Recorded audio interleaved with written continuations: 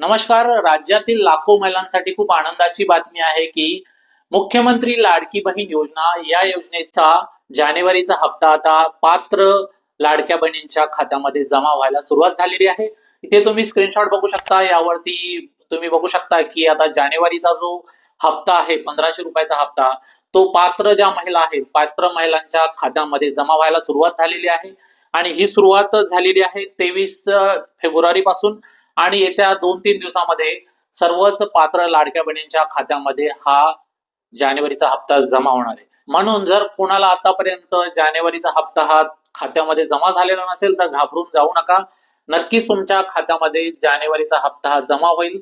एकदाच एकदमच सर्व लाडक्या बहिणींच्या खात्यामध्ये पैसे हे जमा होत नाही, परंतु हळूहळू तुमच्या खात्यामध्ये येत्या 1 ते 2 दिवसामध्ये जानेवारीचा जो हप्ता आहे 1500 रुपयाचा हप्ता नक्कीच जमा होईल.